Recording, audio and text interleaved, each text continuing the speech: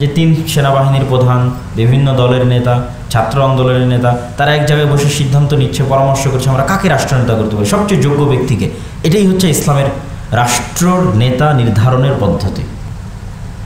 এবং এই সিস্টেমে যতবার রাষ্ট্রের নেতা নির্ধারিত হবে ততবার অন্য যে কোনো গণতান্ত্রিক সময়ের চেয়ে দেশে শান্তি শৃঙ্খলা নিরাপত্তা বেশি বজায় থাকে, গ্রুপিং কম হবে, যোগ্য ব্যক্তি ক্ষমতায় আসবে এবং যোগ্য ব্যক্তি দেশের দায়িত্ব নেবে। একটা গ্রামের জনগণ একসাথে বসে সিদ্ধান্ত নিত যে আমাদের গ্রামের ইনি দায়িত্বশীল, সকল গ্রামের যে দায়িত্বশীল নির্ধারিত হবে তারা মিলে সিদ্ধান্ত নিত তার উপজেলার অমুক দায়িত্বশীল, উপজেলার দায়িত্বশীলেরা মিলে বসে সিদ্ধান্ত নিত তার জেলার অমুক দায়িত্বশীল, জেলার দায়িত্বশীলেরা বসে সিদ্ধান্ত নিত তার বিভাগের অমুক দায়িত্বশীল, বিভাগের দায়িত্বশীলেরা বসে সিদ্ধান্ত তার দেশের অমুক দায়িত্বশীল। এই রুট লেভেল থেকে যখন উপর দিকে আসতে থাকবে তখন এটা জনগণের শাসন। এটা ইসলামের শাসন আমি এটা বলতেছি না, কিন্তু এটা জনগণের শাসন। আর যখন আপনি উপর থেকে চাপিয়ে দিবেন, দুই দলের মধ্যে কোনো এক দলকে বেছে নিতে হবে, তাদের ক্ষমতা, তাদের সাপোর্ট, তাদের জনবল, তখন এখানে আমার এবং আপনার মতো আম জনসাধারণের কিছুই করার থাকে না। যোগ্য ব্যক্তিকে ক্ষমতায় নিয়ে আসতে হবে পরামর্শের ভিত্তিতে। আর এখানে বাংলাদেশে পুলিশ হওয়ার জন্য যোগ্যতা লাগবে, আর্মি হওয়ার জন্য যোগ্যতা লাগবে, বিচারপতি হওয়ার জন্য যোগ্যতা লাগবে, ওসিডিসি হওয়ার জন্য যোগ্যতা লাগবে, শুধু মন্ত্রী মিনিস্টার হওয়ার জন্য যোগ্যতা লাগবে না। মানে সকল পর্যায়ে আপনি একটা ইউনিভার্সিটির টিচার দেবেন তাও যোগ্যতা লাগবে, স্কুলের টিচার দেবেন তাও যোগ্যতা লাগবে, কিন্তু আপনি দেশের দায়িত্ব নেবেন আপনার কোনো যোগ্যতার শর্ত নেই। যে কেউ রাস্তা থেকে আন্দোলন করে উঠে রাষ্ট্রের নেতা হয়ে যাবে, রাস্তা থেকে পলিটিক্স করে উঠে রাষ্ট্রের দায়িত্ব নিয়ে নেবে। এই জন্য গণতন্ত্রের এই থিওরির সাথে ইসলাম যায় না। ইসলাম চায় যোগ্য ব্যক্তি ক্ষমতায় আসুক। এই জন্য ক্ষমতার দ্বন্দ্ব তৈরি হওয়া ইসলাম চায় না। কেন? গণতন্ত্রে হচ্ছে আপনাকে দায়িত্ব চেয়ে নিতে হবে। দায়িত্ব যখন চেয়ে নেবেন তখন অবশ্যই সেখানে গ্রুপিং তৈরি হবে, ক্ষমতার দ্বন্দ্ব তৈরি হবে। আর যখন পরামর্শের ভিত্তিতে কাউকে দায়িত্ব দিবেন, সবাই মিলে সিদ্ধান্ত নেবেন যে কে দায়িত্বশীল হবে, ঠিক যেভাবে এখন অন্তর্বর্তীকালীন সরকার গঠিত হয়েছে। অন্তর্বর্তীকালীন সরকারে কাদের ক্ষমতায় দিল, কারা আসলো, আমি এটা বিবেচনা করছি না, কিন্তু যেই পদ্ধতিতে সরকার তৈরি হয়েছে এটা হচ্ছে ইসলামের নির্বাচন পদ্ধতি, ইসলামের রাষ্ট্র পরিচালনা নির্বাচন পদ্ধতি। গণতন্ত্রে বলা হচ্ছে জনগণের শাসন প্রতিষ্ঠা করা হবে, কিন্তু আসলে জনগণের শাসন প্রতিষ্ঠিত হয় না, দলীয় শাসন প্রতিষ্ঠিত হয়। এবং জনগণের কাছে কোনো চয়েস থাকে না, হয় তাকে এই দল বেছে নিতে হবে, না হলে এই দল বেছে নিতে হবে। তাহলে এখানে কিভাবে জনগণের শাসন প্রতিষ্ঠিত হচ্ছে আমার বুঝে আসে না। যে সংজ্ঞায়িত করা হচ্ছে যে গণতন্ত্র মানে জনগণের দ্বারা জনগণের সরকার, এটা সম্পূর্ণ মিথ্যা কথা। দলের দ্বারা দলের সরকার, এবং জনগণের এতটুকুই চয়েস যে সে কোন দলকে বেছে নেবে, এতটুকুই তার চয়েস, তার শাসন করার চয়েস না। যদি সত্যিই জনগণের শাসন হতো তাহলে এটা উপর থেকে নয়, নিচ থেকে আসতো। আমি জানি না কেন এইভাবে রাষ্ট্র ফর্ম হওয়ার পর আবার বারবার বলা হচ্ছে গণতন্ত্রের মাধ্যমে আমরা জনগণের কাছে ক্ষমতা হস্তান্তর করব। এটা তো ভুয়া কথা। গণতন্ত্রের মাধ্যমে আমরা মারামারি এবং গণ্ডগোল তৈরির জন্য, দুই সাপে কুমিরে এবং কি বলার নাম বেজিতে গণ্ডগোল লাগানোর জন্য আমরা আবার অগ্নিগর্ভ তৈরি করার জন্য ক্ষমতা হস্তান্তর করব। হওয়া উচিত কি, দেশের সবচেয়ে জ্ঞানীগুণী মানুষ মিলে একটা কাউন্সিল থাকবে, তারা পরামর্শ করে ঠিক আছে আপনি এখন পারছেন না, তার পরবর্তী ক্ষমতায় কে আসলো তাকে আমরা পরামর্শের ভিত্তিতে নির্ধারণ করব, ঠিক যেভাবে এখন হয়েছে, যে বিষয়ে আমরা প্রস্তাবনা দিব। তবে এই বিপ্লব বা অভ্যুত্থান পরবর্তী, বিপ্লব আমরা বলছি না, অভ্যুত্থান পরবর্তী দেশে এখন যে পরিবেশ এবং পরিস্থিতি তৈরি হয়েছে সেখানে আমাদের আরও কয়েকটি বিষয় মাথায় রাখতে হবে।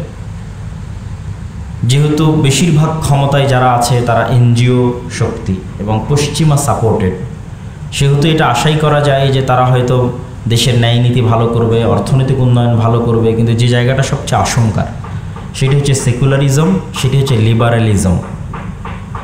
সেকুলারিজম মানে ধর্মনিরপেক্ষতা, লিবারালিজম মানে অবাধ স্বাধীনতা, অবাধ ব্যক্তি স্বাধীনতা, আনলিমিটেড ফ্রিডম, যেটার সাথে ইসলামের বিশ্বাস সরাসরি সাংঘর্ষিক।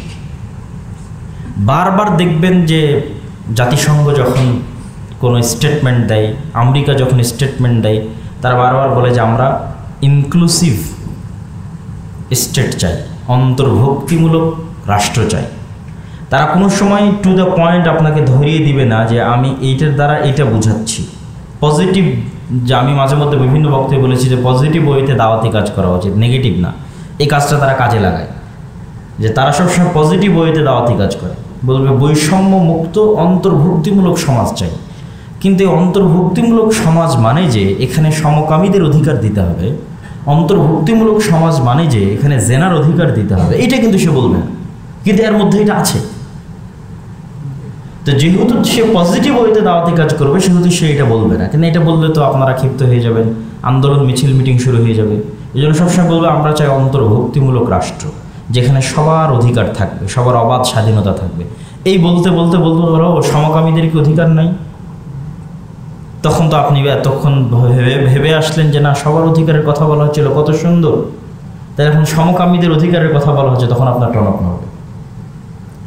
তো এই জন্য এই ধরনের মুখরোচক বলি থেকে আমাদের সতর্ক থাকতে হবে আগে থেকেই, পূর্ব থেকেই, যেন আমাদের দুর্বলতার সুযোগ নিয়ে কেউ ইসলাম বিরোধী কোনো কিছু এই দেশে ব্যাপকভাবে বাস্তবায়ন, প্রচার এবং প্রতিষ্ঠা করার সুযোগ না পায়। সেক্ষেত্রে সেকুলারিজমও আমাদের শত্রু, লিবারালিজমও আমাদের শত্রু। সেকুলারিজম মানে ধর্মনিরপেক্ষতাবাদ, মানে রাষ্ট্রের সাথে ধর্মের কোনো সম্পর্ক নাই। আমরা অসাম্প্রদায়িক ধর্মবিহীন রাষ্ট্র চাই। ভাই, এই একটা স্লোগান দিয়েই তো গত 15 বছর আমাদের উপর জুলুম করা হয়েছে। তো তুমি আবার সেই ফ্যাসিস্টকে পতন করে আবার তুমিও তো একই স্লোগান দিচ্ছ। তুমিও বলতেছো যে রাষ্ট্রের সাথে ধর্মের কোনো সম্পর্ক রাখা যাবে না, অসাম্প্রদায়িক বাংলাদেশ চাই, এই চাই, এই চাই, অনেক কথা। তো এইগুলো তো যিনি আগে ছিলেন তিনিও চাইতেন। তিনিও তো সবসময় সেকুলারিজমের দাস দিয়ে আয়না ঘর তৈরি করেছে। তাহলে মূল কালপ্রিটকে, মূল কালপ্রিট 15 বছর যারা শাসন করলো তারা, না যেই আদর্শ, যেই সেকুলারিজমে বিশ্বাস করে তারা শাসন করেছে সেইটা? সেকুলারিজম মূল কালপ্রিট। সেকুলারিজমে আয়নাঘর তৈরি করেছে, সেকুলারিজমে শত শত মানুষকে গুম করেছে। এটা বলতে পারতে হবে, এটা আমাদের আওয়াজ, এটা আমাদের উঠাতে হবে, বলতে হবে। অতএব তুমি আবার আজকে নতুন করে ওই একই দার্স আমাদেরকে দিচ্ছ যে আমি এটা করব, এটা করব, এটা করব, এটা তো হবে না। অবশ্যই রাষ্ট্রের সাথে ইসলামের সম্পর্ক রয়েছে, যেটা আমরা যেই বাক্য দিয়ে আলোচনা শুরু করেছি যে ইন্নাদ দীনা ইনদাল্লাহিল ইসলাম ওয়া মান ইয়াবতাগি গায়রাল ইসলামি দীনা, যে আল্লাহ সুবহানাহু ওয়া তাআলার নিকটে কমপ্লিট কোড অফ লাইফ হচ্ছে ইসলাম। রাষ্ট্রের সকল সমস্যার সমাধান ইসলামে আছে। তো যে বিষয়টা আমরা তুলে ধরতে চাচ্ছিলাম, যে যদিও হয়তো আমার কথা কিছু অগোছালো হতে পারে, তো তারপরও প্রতিটা পয়েন্ট টাচ করার চেষ্টা করব, যে ডেমোক্রেসি কেন পাশ্চাত্য বিশ্বে তাদের জন্য স্যুট করে, সফল, আর কেন আমাদের জন্য ব্যর্থ। প্রথম কথা, যেহেতু তারা সুপার পাওয়ার, সেহেতু তাদের উপর ইনফ্লুয়েন্স করার কেউ নাই। আর যেহেতু আমরা সুপার পাওয়ার নই, সেহেতু আমাদের উপর ইনফ্লুয়েন্স করার অভাব দুনিয়াতে নাই। আমাদের পার্শ্ববর্তী দেশ থেকে শুরু করে, চায়না থেকে শুরু করে আমেরিকা পর্যন্ত সবাই আমাদের প্রতি ইনফ্লুয়েন্স করবে, এটাই স্বাভাবিক। তো এই জন্য আমাদের এখানে স্থিতিশীল শাসন লাগবে। আর যেহেতু তারাই সুপার পাওয়ার, তাদের উপর কেউ ইনফ্লুয়েন্স করবে না। এটা 1 নম্বর কারণ গণতন্ত্র সেখানে স্যুট করার। 2 নম্বর কারণ, সেখানকার প্রতিষ্ঠানগুলো শক্তিশালী। আমাদের প্রতিষ্ঠান ধ্বংস। এই সমস্ত দেশে, ভারত, পাকিস্তান, বাংলাদেশে প্রতিষ্ঠান চলে না। এই গণতান্ত্রিক পালা পট পরিবর্তনের কারণে এই প্রতিষ্ঠানগুলো চলে না, এই ভারত, পাকিস্তান, বাংলাদেশের মতো দেশে। আর এই গত 15 বছরের পর তো প্রতিষ্ঠান সম্পূর্ণ নাই হয়ে গেছে। যেমন পুলিশ বাহিনীর কথা যদি বলেন, নাই, এই প্রতিষ্ঠানটা এখন নাই, অস্তিত্বহীন। অথচ এই পুলিশ বাহিনী ইংল্যান্ডে সবচেয়ে শক্তিশালী, আমেরিকাতে সবচেয়ে শক্তিশালী। ক্ষমতায় ডোনাল্ড ট্রাম্প কি ক্ষমতায় বাইডেন, পুলিশ বাহিনীর কাছে এটা দেখার বিষয় না। সে তার মতো তার কার্যক্রম সে চালিয়ে যাবে। বিচার বিভাগ স্বাধীন, ওই প্রতিষ্ঠান মজবুত, কে ক্ষমতা এটা দেখার বিষয় না, তার মতো সে কাজ করে, ফাংশন করে। কিন্তু আমাদের মতো দেশগুলোতে এই সমস্ত বড় বড় প্রতিষ্ঠানগুলো ধ্বংস হয়ে গেছে। এই সমস্ত ধ্বংসশীল প্রতিষ্ঠানের উপর দাঁড়িয়ে গণতন্ত্র চলে না, বরং দেশে অস্থিতিশীলতা বিরাজ করবে এবং রাজনৈতিক অস্থিতিশীলতার কারণে অর্থনৈতিক অস্থিতিশীলতা তৈরি হবে। এখানে আরো একটি বিষয় আমাদের মাথায় রাখতে হবে, সেটি হচ্ছে আমরা তাহলে কি করতে পারি, বা ইসলামী খেলাফা তাহলে কিভাবে প্রতিষ্ঠিত হতে পারে। তার আগে আরেকটু কথা বলে নেই যে ইসলামী খেলাফা বলতে আমরা কি বুঝাই, ইসলামী রাষ্ট্র দর্শন বলতে কি। ইসলামের রাষ্ট্র দর্শনের ছোট্ট কয়েকটা মূলনীতি আছে যা আমি এর আগের বক্তব্যগুলোতে বিস্তারিত স্পষ্ট করেছি দলিল সহ। সংক্ষিপ্ত যদি বলি তাহলে ইসলামের রাষ্ট্রীয় দর্শন হচ্ছে ক্ষমতার চিরন্তন চিরস্থায়ী মালিকানা একমাত্র আল্লাহর, বাকি সবাই যারা আসবে এরা ক্ষণস্থায়ী ক্ষমতার মালিক, কেউ চিরস্থায়ী নয়। 2 নম্বর হচ্ছে আল্লাহর নিকটে সকল মানুষ সমান, এখানে কালো সাদা, তারপরে হচ্ছে আপনার ধর্ম বর্ণ কোনো কিছুর ভেদাভেদ মানুষের ব্যক্তিগত মানবাধিকার তার সামাজিক অধিকার প্রদানের জন্য আল্লাহর নিকটে নাই। সবাই আল্লাহ সুবহানাহু ওয়া তাআলার নিকটে সমান, মানে এটি ইসলামী রাষ্ট্রের কাছে, মুসলিম রাষ্ট্রের কাছে তার সকল নাগরিক সমান তার ন্যূনতম অধিকার পাওয়ার জন্য। এবং কোনো প্রকারের বর্ণ বৈষম্য এবং কোনো প্রকারের রং গোত্র দল এই বৈষম্য জায়গা ইসলামে নাই, ইসলামী রাষ্ট্রে নাই। 3 নম্বর হচ্ছে ইসলামী রাষ্ট্রের সবচেয়ে বড় মূলনীতি হচ্ছে এখানকার ভিত্তি হতে হবে ন্যায়পরায়ণতা। ইসলামী রাষ্ট্রের মূল ভিত্তি ন্যায়পরায়ণতা। আমরা অনেকেই মনে করি যে এই মোহাম্মদপুরের সব মানুষ 5 ওয়াক্ত সালাত আদায় করলেই মনে হয় ইসলামী রাষ্ট্র হয়ে গেল, মোহাম্মদপুরের সব মেয়েরা বোরখা পরলেই হয়তো ইসলামী রাষ্ট্র হয়ে গেল। জি না, এই মোহাম্মদপুরের সব মানুষ যদি 5 ওয়াক্ত সালাত আদায় করে আর সব মেয়ে যদি বোরখা পরে, কিন্তু এখানে যদি ন্যায়পরায়ণতা না থাকে, অন্যায় হয়, মানুষের অধিকারের সাথে ছিনিমিনি খেলা হয়, মানুষের প্রতি জুলুম করা হয়, মানুষের ধন সম্পদ অন্যায়ভাবে ভক্ষণ করা হয়, যে জায়গার যোগ্য তাকে সেই জায়গায় দায়িত্ব দেওয়া না হয়, টাকার বিনিময়ে আত্মীয় স্বজনের বিনিময়ে যদি মানুষ চাকরি পেয়ে যায়, যোগ্যতার বিনিময়ে নয়, তাহলে কোশ্চিনকালে এটা ইসলামী রাষ্ট্র নয়। আল্লাহ সুবহানাহু ওয়া তাআলা এই পুরো পৃথিবী পরিচালনা করছেন একটাই মাত্র মূলনীতি দিয়ে, যে তিনি ন্যায়পরায়ণ আর ন্যায়পরায়ণতা তিনি বাস্তবায়ন করবেন। এবং এটা তার ওয়াদা যে পৃথিবী সৃষ্টির শুরু থেকে নিয়ে কিয়ামত পর্যন্ত plus plus plus minus minus minus হতেই থাকবে। যেমন হয়তো গত 15 বছর যাদের উপর জুলুম হয়েছে তাদের খাতায় আছে মাইনাস মাইনাস মাইনাস মাইনাস, আর যারা টাকা পয়সা লুট করে নিয়ে গেছে plus plus plus plus plus. এই প্লাস মাইনাসকে যতক্ষণ আল্লাহ জিরো না করবেন ততক্ষণ তিনি আল্লাহই নন, এটা তার দাবি। তিনি এটাকে কিয়ামতের মাঠে টোটাল জিরো করবেন, চুল পরিমাণ প্লাস মাইনাস থাকবে না। যে যার যতটুকু পাওনা ততটুকু তিনি তাকে বুঝিয়ে দেবেন। এই জন্য তিনি প্রতিপালক রব্বুল আলামিন, এটা তিনি কিয়ামতের মাঠে করবেন। তাহলে কি বোঝা গেল? আল্লাহ সুবহানাহু ওয়া তাআলার কাছে সবচেয়ে বড় মূলনীতি হচ্ছে তিনি ন্যায়পরায়ণ। তিনি তার সাথে সম্পৃক্ত সকল গুনাহ ক্ষমা করবেন, কিন্তু মানুষের সাথে সম্পৃক্ত গুনাহ ক্ষমা করবেন না কেন? তার ন্যায়পরায়ণতায় ত্রুটি আসতে পারে এই জন্য। এবং নবী রাসূল যত দুনিয়াতে পাঠানো হয়েছে সেই সমস্ত নবী রাসূলেরা পরে গিয়ে সালাত আদায় করেছে, পরে গিয়ে সিয়াম শিখেছে, কোরআন শিখেছে, কিন্তু জন্মগত তারা সত্যবাদী এবং ন্যায়পরায়ণ, জন্মগত। আর এই 2টা জন্মগত বৈশিষ্ট্য ছাড়া তাদেরকে নবী বানানো হয়। রাসূল সাল্লাল্লাহু আলাইহি সাল্লাম 40 বছর পরে যখন আল্লাহ তাকে সালাত শিখিয়েছে, কোরআন শিখিয়েছে, হজ শিখিয়েছে, তখন তিনি করেছেন। কিন্তু এই জন্মের পর থেকে 40 বছর পর্যন্ত তিনি জন্মগত সত্যবাদী এবং ন্যায়পরায়ণ। তাহলে ইসলামের সবচেয়ে বেসিক মূলনীতি হচ্ছে ন্যায়পরায়ণতা, যেটা থাকলে ইসলামী রাষ্ট্র আছে, না থাকলে ইসলামী রাষ্ট্র নাই। এবং আমাদের সবচেয়ে বড় সমস্যা হচ্ছে এই ন্যায়পরায়ণতা আমাদের না মসজিদে আছে, না মাদ্রাসায় আছে, না আমাদের ইসলামী দলগুলোতে আছে, না সংগঠনগুলোতে আছে। এই জন্য আমরা ইসলামী রাষ্ট্র প্রতিষ্ঠার যোগ্য নই। ইসলামী রাষ্ট্র প্রতিষ্ঠার যোগ্য হতে হলে সর্বাগ্রে আমাদের যে ছোট্ট ছোট্ট প্রতিষ্ঠানগুলো আছে, মসজিদ একটা প্রতিষ্ঠান, মাদ্রাসা একটা প্রতিষ্ঠান, দল একটা প্রতিষ্ঠান, এগুলোতে বেসিক মূলনীতি বাস্তবায়ন করতে হবে ন্যায়পরায়ণতা। যে আপনার বেশি চামচামি করবে তাকে আপনি পদ দিয়ে দিবেন, যতই ইসলামী দল হোক, তাহলে তখন ন্যায়পরায়ণতা থাকলো না। যতই সালাত আদায় করে ন্যায়পরায়ণতা থাকলো, তাহলে আপনি ইসলামী রাষ্ট্র পালনের যোগ্য নন, প্রতিষ্ঠার যোগ্য নন। চতুর্থ বেসিক মূলনীতি হচ্ছে ইসলামে মানুষের জীবনের হেফাজত সকল বিধি বিধান নিয়ম নীতির ঊর্ধ্বে।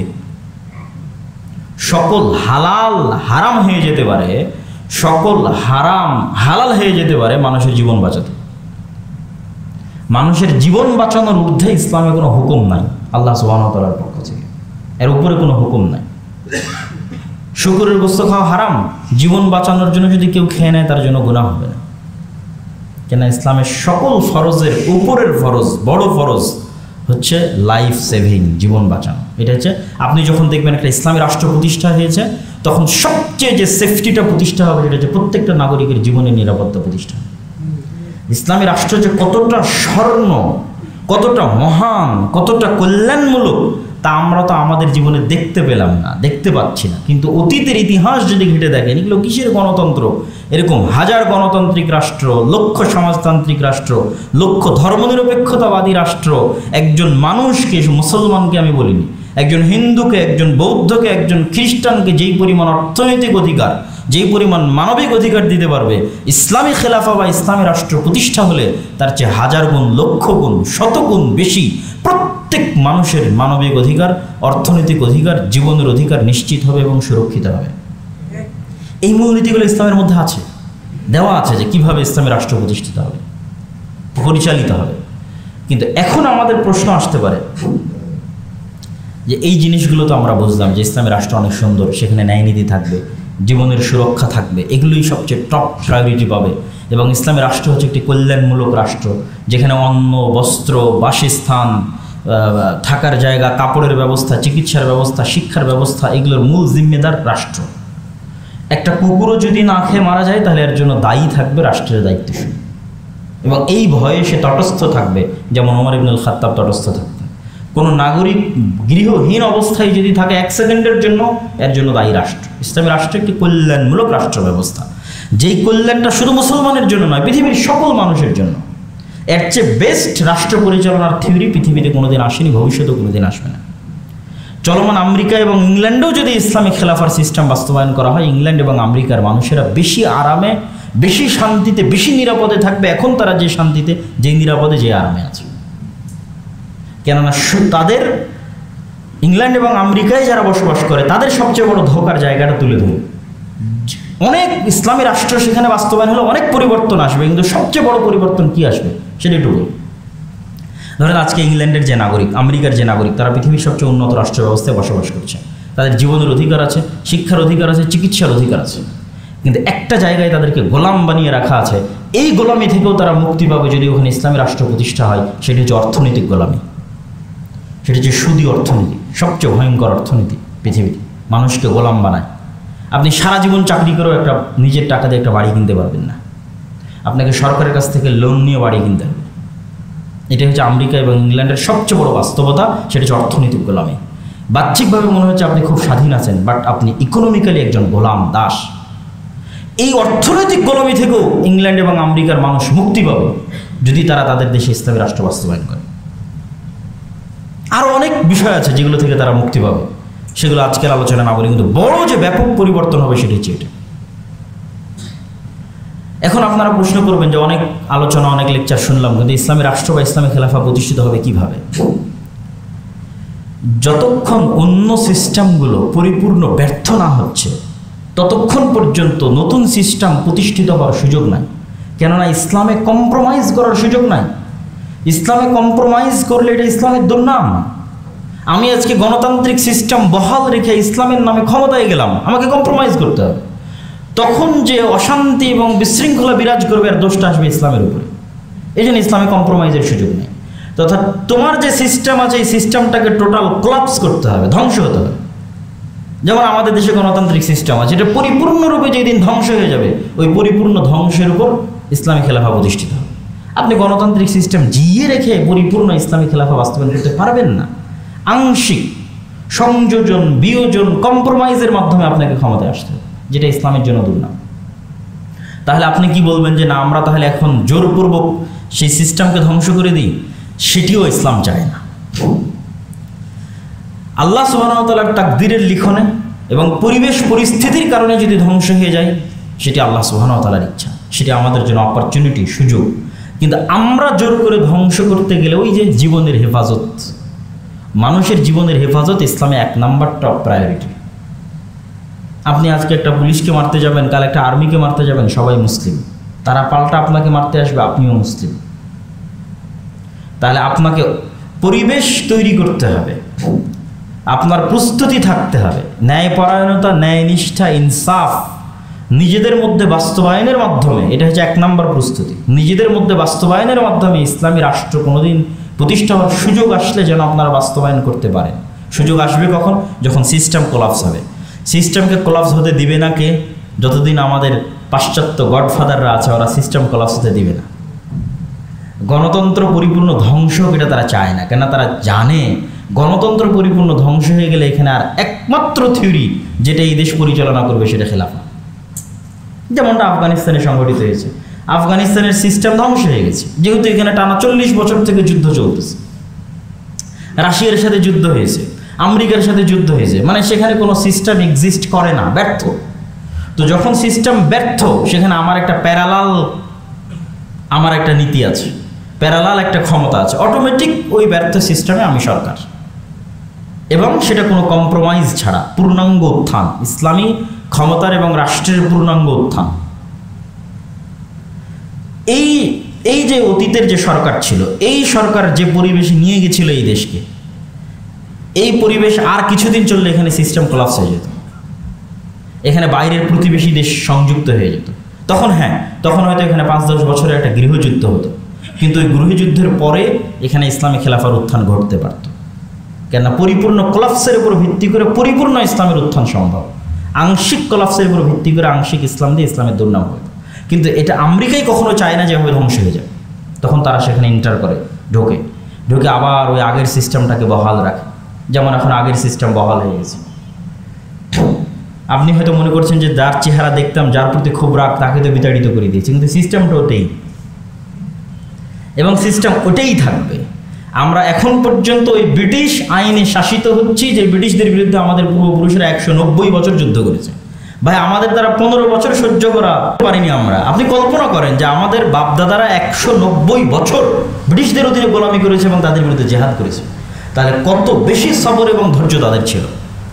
কিন্তু ওই 190 বছরের জেহাদ এবং 190 বছরের ব্রিটিশ বিরোধী রক্তাক্ত আন্দোলন, সশস্ত্র আন্দোলন যখন দেখলো দ্বিতীয় বিশ্বযুদ্ধের পরে, ইংল্যান্ড যখন দেখলো যে এই সমস্ত দেশ আর তার কাছে হাতে রাখা সম্ভব হচ্ছে না, তখন ওই যে তাদের সিস্টেম যেন ঠিক থাকে, খুব বুদ্ধিমান, উচ্চ মেধা সম্পন্ন, তাদের সিস্টেম ঠিক থাকবে, মানুষ দেখবে ব্রিটিশরা চলে গেছে, তখন তাদের মতোই একদল মানুষকে, ইংরেজি শিক্ষিত সুটেড বুটেড মানুষকে তারা তৈরি করলো, নতুন দল বানানোর সুযোগ দিল, কংগ্রেস বানাও, মুসলিম লীগ বানাও। অথচ এতদিন যারা যুদ্ধ করে আসছিল সশস্ত্র, এরা পর্দার আড়াল হয়ে গেল, লাইট থেকে বিচ্ছিন্ন হয়ে গেল। তারা নতুন দল তৈরি করার সুযোগ দিল, নতুন দল আসলো, সেগুলোতে তাদের আদর্শে আদর্শিত একদল মানুষ তাদের সিস্টেমের উপর ক্ষমতা দখল করলো। মানে ইন্ডিয়ান আর্মির প্রধান ব্রিটিশ, পাকিস্তান আর্মির প্রধান ব্রিটিশ, ঢাকা কলকাতা আলিয়া মাদ্রাসার প্রধান ব্রিটিশ, সেইটার পরে ওইটার উপরে পাকিস্তান আর্মি প্রতিষ্ঠিত হয়েছে, ইন্ডিয়ান আর্মি প্রতিষ্ঠিত হয়েছে। এখানে পরিপূর্ণ সিস্টেম পরিবর্তন হয়নি, সম্পূর্ণ সিস্টেম ওটাই ছিল, শুধু ব্রিটিশরা চলে গেছে। ওই আর্মিতে জাস্ট ব্রিটিশ সেনাপতির জায়গায় একজন মুসলিম সেনাপতি নিযুক্ত হয়েছে, কিন্তু আর্মির যে নিয়মকানুন, দাড়ি কাটা যাবে না, অমুক করা যাবে না, তমুক করা যাবে না, সবই থেকে গেছে। এখানে তো পরিপূর্ণ বিপ্লব আসেনি, এবং এটা তারা হতে দেয়নি। ওই একই নিয়মের মধ্যে আমরা আজও শাসিত হচ্ছি। 1947 থেকে যদি আজ 70-80 বছর হয়, আর 1971 থেকে যদি 50 বছর হয়, এবং এখন এই 15 বছরের ফ্যাসিবাদের পতনের পর আবার যে নতুন বাংলাদেশ, ওই একই সিস্টেম, একই নিয়ম। আপনি যে কোনো আইনের শুরুতে যান, সামাজিক আইন বলেন, যে কোনো আইন বলেন, পুলিশ আইন বলেন, শুরু হবে ব্রিটিশ 1870, 1860। যারা সমাজবিজ্ঞান পড়েছে, ইতিহাস পড়েছে, তারা খুঁজলেই দেখতে পাবে, দেশের সংবিধান পড়েছে, খুঁজলেই দেখতে পাবে। তাহলে আমার বিচার বিভাগের সিস্টেম কি? ব্রিটিশ। আমার শিক্ষানীতির সিস্টেম কি? ব্রিটিশ। আমার সেনাবাহিনীর সিস্টেম কি? ব্রিটিশ। এটা ব্রিটিশ সেনাবাহিনীর একটা খণ্ডিত অংশ। ইন্ডিয়ান আর্মি, পাকিস্তান আর্মি আর বাংলাদেশ আর্মি সবগুলোই ব্রিটিশ সেনাবাহিনীর পরবর্তী রেখে অখণ্ডিত অংশ।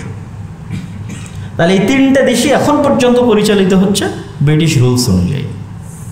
সেখানে যখন আমরা ইসলামের কথা বলি, তখন বলা হয় না, এই দেশে তো হিন্দু আছে, বৌদ্ধ আছে, পাহাড়ি আছে, এখানে ইসলামে যেই পরিমাণ তারা নিরাপদ থাকবে সেটা অন্য জায়গায় থাকবে না। কিন্তু আমার প্রশ্ন হচ্ছে, সেটা বাদ দিলাম, আমার প্রশ্ন হচ্ছে, আমরা কি ব্রিটিশ?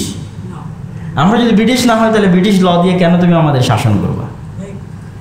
তুমি এই পুরো সিস্টেম পরিবর্তন করো। সম্মানিত উপস্থিতি, তো এটা হচ্ছে ইসলামী খেলাফা প্রতিষ্ঠিত হওয়ার একমাত্র যে উপায় হতে পারে, সেটা আল্লাহ তৈরি করবে। আমাদের নিজে হাতে আমরা সেটির জন্য রক্তপাত সংঘটিত করতে পারি না, কেন ইসলামে মানুষের জীবন বাঁচানো, মুসলমানের জীবন বাঁচানো সর্বাগ্রে। কিন্তু তার জন্য আমাদের মধ্যে পূর্ব প্রস্তুতি থাকতে হবে। আল্লাহ সুবহানাহু ওয়া তাআলা চাইলে সেই পরিবেশ আল্লাহ সুবহানাহু ওয়া তাআলা তৈরি করেও দিতে পারে, এটা আল্লাহ সুবহানাহু ওয়া তাআলার ইচ্ছা। কিন্তু কম্প্রোমাইজ করে ক্ষমতায় যাওয়ার সুযোগ এবং ইসলামকে বিকৃত করার সুযোগ নাই। আচ্ছা, এই পরিবর্তিত পরিস্থিতিতে আরেকটি বিষয় টাচ করি। তাহলে আমাদের হাতে এখন সুযোগ কি সংস্কার করার? যেহেতু পূর্ণ বিপ্লব সাধিত হয়নি, এটা জাস্ট সরকারের পরিবর্তন। এই পরিবর্তিত পরিস্থিতিতে আমরা কথা বলার স্বাধীনতা পাচ্ছি, লেখার স্বাধীনতা পাচ্ছি। এই সুযোগে যেই সিস্টেম আছে, এই সিস্টেম যেহেতু পরিপূর্ণ কোলাপস হতে দেওয়া হয়নি এবং যেহেতু পাশ্চাত্য পশ্চিমারা চাইবে না যে এটা পরিপূর্ণ ব্যর্থ হোক, সেহেতু আমাদের সাধ্য অনুযায়ী চেষ্টা করতে হবে অন্তত এই সিস্টেমটা একটু উন্নত হোক, সংস্কার হোক। এই উন্নত বা সংস্কারের দুইটা নাম আমি দিয়েছি, শরীয়ত বান্ধব এবং জনবান্ধব। পরিপূর্ণ শরীয়ত প্রতিষ্ঠা হবে না, কিন্তু শরীয়ত বান্ধব আর জনবান্ধব। জনবান্ধব হওয়ার জন্য আমেরিকা এবং ইংল্যান্ডের যে সিস্টেম আছে সেটা যতটুকু ফলো করা যায় অনেকটাই যথেষ্ট। যেহেতু সুদবিহীন পরিপূর্ণ অর্থনীতি তারা প্রতিষ্ঠা হতে দিবে না, কিন্তু অন্তত ন্যূনতম মানবাধিকার এবং অর্থনৈতিক উন্নতির জন্য তাদের সিস্টেমটাই সর্বোচ্চ। তাহলে আমাদের লাগবে শরীয়ত বান্ধব। শরীয়ত বান্ধবের জন্য আমরা কি করতে পারি? শরীয়ত বান্ধবের জন্য সরাসরি ইসলামের সাথে সাংঘর্ষিক এমন কোনো বিষয় যেন এখানে স্থান না পায়। আপনি পরিপূর্ণ ইসলামী শাসন বাস্তবায়ন করতে পারছেন না, সেটি আপনার সীমাবদ্ধতা এবং ব্যর্থতা। কিন্তু ইসলামের সাথে সাংঘর্ষিক কোনো জিনিস আপনি মুসলমানদের উপর চাপিয়ে দিবেন, এটা হতে পারে। যেমনটা আমরা লিবারেলিজমের আলোচনার সময় করেছি। এটার জন্য আমাদের সচেতন এবং সজাগ থাকতে হবে এবং ন্যূনতম সংবিধানে লিখিত থাকতে হবে যে এই দেশে ইসলাম বিরোধী কোনো আইন, ইসলামের সাথে সাংঘর্ষিক কোনো আইন এদেশে বাস্তবায়ন করা যাবে না। এবং আরেকটা বিষয়ের দিকে ফোকাস দিতে হবে, সেটা হচ্ছে এই দেশের স্বাধীনতা এবং সার্বভৌমত্ব। আমরা মুসলমান হিসেবে ন্যূনতম মুসলিম পরিচয় নিয়ে এই দেশে যে বসবাস করতে পারছি, এটা 1947-এ যে আন্দোলন, রাজনৈতিক আন্দোলন হয়েছিল, তার হালকা সুফল। এই দেশের স্বাধীনতা এবং সার্বভৌমত্ব যে 1947 আমরা যে সীমানা পেয়েছিলাম, এটা যদি ধ্বংস হয়ে যায়, স্বাধীনতা সার্বভৌমত্ব না থাকে, যেমনটা গত 15 বছরের নতজানু পররাষ্ট্রনীতির কারণে তৈরি হয়েছিল, তাহলে আমরা সামগ্রিকভাবে ক্ষতির সম্মুখীন হব। যেমন এখন যে বন্যা আমরা দেখলাম, এইরকম বন্যার সময় ডুবে মরা আর গ্রীষ্মকালে পানিবিহীন মরুভূমিতে পরিণত হওয়া, এটা তো বাংলাদেশের স্বাধীনতা এবং সার্বভৌমত্ব না থাকার প্রমাণ বহন করে। যেখানে সারা বিশ্বের আন্তর্জাতিক আইন কর্তৃক স্বীকৃত যে যখনই কোনো নদী দুই দেশের মধ্যে বর্ডার ক্রস করে, উজান থেকে ভাটিতে যায়, তখন এককভাবে উজানের কোনো দেশ ওই নদীতে বাঁধ দিয়ে ভাটির দেশের অনুমতি ছাড়া পানি প্রত্যাহার করতে পারে না। কিন্তু আমাদের সাথে গত 50 বছর থেকে এই জুলুম করা হচ্ছে। পদ্মা নদীকে হত্যা করা হয়েছে, পদ্মা নদীর 50-এর অধিক কাছাকাছি শাখা নদী নিহত হয়েছে, সারা বাংলাদেশে 300-এর অধিক নদীকে হত্যা করা হয়েছে। পদ্মা নদীতে যেমন বাঁধ দেওয়া হয়েছে, তিস্তাতে আমাদের নিকটবর্তী বাঁধের নাম হচ্ছে গজলডোবা, আর এর অতিরিক্ত পাহাড়ের যত দিকে যাওয়া যাবে অসংখ্য বাঁধ আছে। পুরো তিস্তা নদী একটা মৃত মরুভূমিতে পরিণত হয়েছে। তাহলে গ্রীষ্মকালে পানি প্রত্যাহার করে এই নদীগুলোকে হত্যা করা হচ্ছে, আবার বন্যার সময় যখন পানি বেশি হয়ে যাচ্ছে, ছেড়ে দিচ্ছে, তখন আমার নদীর তো ওই ধারণ ক্ষমতা নাই। যেহেতু শুষ্ক মরুভূমি নদী, বন্যার এত পানি সে ধারণ করবে কীভাবে? তখন কুমিল্লা ফেনীতে যে বন্যা হয়েছে এরকম বন্যা হচ্ছে, সিলেটে যে বন্যা হয়েছে এরকম বন্যা হয়েছে। বন্যার ক্ষতির পরিমাণ আপনি কল্পনা করতে পারবেন না। এই বন্যার ক্ষতির পরিমাণ কল্পনা করতে পারবেন না। মাজা ভেঙে দেওয়া যেটাকে বলা হয়, ফেনী, কুমিল্লা, নোয়াখালীর মানুষের মাজা ভেঙে দেওয়া হয়েছে অর্থনৈতিকভাবে। এবং আন্তর্জাতিক আইন লঙ্ঘন করা হয়েছে যে আপনি বাঁধ খুলে দেবেন, তার পূর্বে ভাটির দেশকে জানাবেন না, এটা আন্তর্জাতিক আইনের লঙ্ঘন। তাহলে এই দেশের স্বাধীনতা সার্বভৌমত্ব যতক্ষণ শক্তিশালী না হচ্ছে, ততক্ষণ আমি আমার কোনো অধিকারী, রাষ্ট্রীয় কোনো অধিকারী আমি পাবো না। এবং আমাদেরকে ব্যাপক এবং সুদীর্ঘ এক গোলামির মধ্যে জীবনযাপন করতে হবে।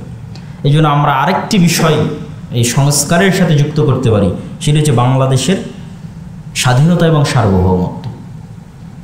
1996 সালের পানি বন্টন চুক্তি অনুযায়ী 52টা ভারত এবং বাংলাদেশের মধ্যে যে নদী আছে তার পানির ন্যায্য হিস্সা অনুযায়ী বন্টন হতে হবে। অথচ 30 বছর পার হয়ে যাচ্ছে, এখন পর্যন্ত আর গঙ্গা বা পদ্মার পানি চুক্তি ছাড়া আর কোনো চুক্তিই হয়নি, তিস্তারও হয়নি। শুধু তাই নয়, বাংলাদেশের অভ্যন্তরে যখন বাংলাদেশ পানি সংরক্ষণের জন্য কোনো উদ্যোগ নেয়, সেটা তো ভারত বাধা দেয়। যেমন তিস্তায় বাধা দেওয়া হয়েছে, পাংশা উপজেলায় একটা ব্যারেজ তৈরি করার উদ্যোগ নেওয়া হয়েছিল, সেটা 2016-17 সালে বাধা দিয়ে বন্ধ করে দেয়। এরকম অসংখ্য বাধা আছে। তাহলে বাংলাদেশের স্বাধীনতা এবং সার্বভৌমত্ব আর একটি বড় বিষয়। নাহলে এই দেশে আপনার যে বাজার আছে, গার্মেন্টসের বাজার আছে, এই দেশে আপনার যে অর্থনৈতিক উন্নতির বাজার আছে, এগুলো সব ধ্বংস করে দেওয়া হবে। ব্যবসা প্রতিষ্ঠান, শিল্প প্রতিষ্ঠান ধ্বংস করে দিয়ে পাশে কি বাজারের অভাব আছে? অভাব নাই। ভারত এক বৃহৎ দেশ, চায়না আছে। সুতরাং এই জায়গায় কোনো শিল্প এবং ব্যবসায়িক প্রতিষ্ঠান গড়ে না উঠুক, এটা তারা চাইবে স্থায়ীভাবে দেশকে পরাধীন করে দেওয়ার জন্য। তো এই জিনিসগুলো আমরা সংস্কার করতে পারি, চলমান সরকারের কাছে আমরা সংস্কার হিসেবে চাইতে পারি। এবং ন্যূনতম ইসলামের কাছাকাছি এই সংসদীয় গণতন্ত্রের চাইতে প্রেসিডেন্ট পদ্ধতির যে নির্বাচন, যা সারা বাংলাদেশের মানুষ ভোট দিয়ে একজন প্রেসিডেন্টকে নির্বাচন করবে, তিনি তার ইচ্ছামতো তার পরিষদ গঠন করবেন এবং দ্বিকক্ষ বিশিষ্ট সংসদ থাকবে, যাতে যেহেতু জনগণের নির্বাচনে যারা আসতেছে তারা অযোগ্য আসতেছে, অশিক্ষিত আসতেছে, মূর্খ আসতেছে, কেননা দলীয়, আমি যেটা গণতন্ত্রের ব্যর্থতা আগেই তুলে ধরেছি। তো এটাকে কিছুটা কমানো যায় কি, যখন আপার হাউস থাকে, যেখানে দেশের শিক্ষিত জ্ঞানীগুণী মানুষেরা ভোটের ভিত্তিতে নয়, তাদের যোগ্যতার ভিত্তিতে আপার হাউসের অন্তর্ভুক্ত হয়, তাহলে অন্তত এইটার যে দুর্বল বা ক্ষতিকর দিক আছে সেটিকে অনেকটাই কমানো যায়। তো এই বিষয়গুলো আমাদের আলোচনার মধ্যে নিয়ে আসতে হবে এবং এই বিষয়গুলো সংস্কারের মধ্যে নিয়ে আসতে হবে। নিয়ে এসে আমরা চাই যে চলমান যে সরকার যারা দায়িত্ব নিয়েছে তারা অন্তত রাষ্ট্রের জন্য কল্যাণকর যে সংস্কারগুলো আছে সেই সংস্কারগুলো তারা করুক। এবং আমি বিশ্বাস করি ব্যক্তিগতভাবে যে অর্থনৈতিক যে সংস্কারগুলো হবে এগুলো ভালো হবে, কল্যাণকর হবে। কিন্তু আমাদের আতঙ্ক এবং আশঙ্কার জায়গা হচ্ছে লিবারেলিজম এবং সেকুলারিজমের নামে আরও হয়তো পরে, এখন থেকেই কিছু কিছু আওয়াজ পাওয়া যাচ্ছে, তারা কিছু এদেশে